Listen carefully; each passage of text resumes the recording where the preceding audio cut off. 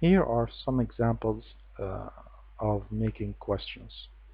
I will show you the question. After that, you pause the video for a while, think of the answer, and then look at the answer that is played to see the answer. She was in New York last year. Now pause the video, think of the answer. Here we go. Why was she Where was she last year? I used where because I removed New York. Was the helping verb in the sentence. Then I went right after that to the beginning of the sentence, which is she. Then was used. New York removed to make where. And last year, here it is. Another example. When was she in New York? That's when I removed last year. I use when. And the same. Dina is reading a book. Think of the answer first. What is Dina reading? In this one, I only removed book, the object, and used what to make the question. I can remove both of them, reading and a book, like that. What is Dina doing? In this case, I removed reading and a book. Who is reading a book? That's for when you remove the subject. All the sentence goes as it is. By the way, if there was not a helping verb, in this case, I use who and then complete the sentence without creating a helping verb when I remove the subject. Anas will travel by ship. It's easy to think of removing by ship and make a question with how. How will Anas travel? Mr. Muhammad swims badly. That's not true actually. How does Mr. Muhammad swim? Does was it was not in the sentence, but swims is present, and the s shows that this subject was singular.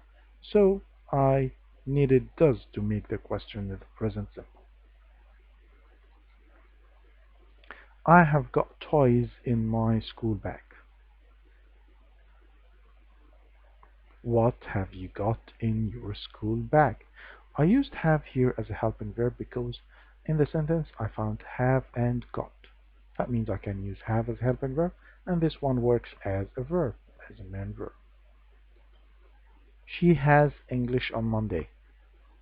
Remember that in this sentence we do not have a verb in the past participle after has. So don't use has in this case as helping verb. You need to think of do or does or did, like that. When does she have English? You can also say, what does she have on Monday? When you remove English, you keep on Monday in the sentence. You can't use it because it's not yours. When you see because, of course, you're going to think of why, like that. Why can't I use it? Well, some students may think that we use only can, not can't. Well, that's when the answer is no, I can't. You can start the answer with can. But in this case, I really can't do something or I can't use something. So if you change it into can, that's going to be change in the meaning. My father gave me that model. If you think of what it's going to be, what did your father give you? Remember that. You is I in the question. My becomes your in the question. Who gave you that mobile? It will take an hour to do the homework. Don't think of using when or what time. In this case, that's a period of time, not a given time, so we use how long. How long will it take to do the homework? There are 5 eggs in the fridge. Remember that how many is a little bit different from the rest of the questions. Most of the questions require helping verb right after the WH word, but how many is always followed by a plural noun, like that. How many eggs are there in the fridge? You can see that here the helping verb are is after the plural noun. There was one car in the street.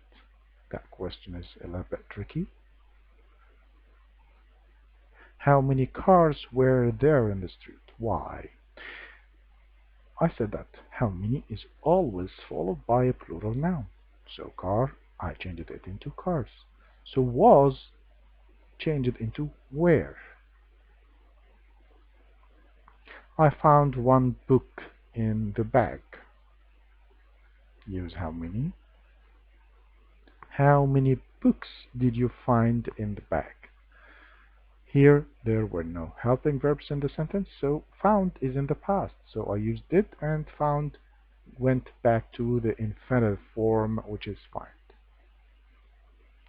There were 2 kilos of meat. How much meat was there? Well, you might have thought of using how many. It's possible to use how many kilos of meat were there.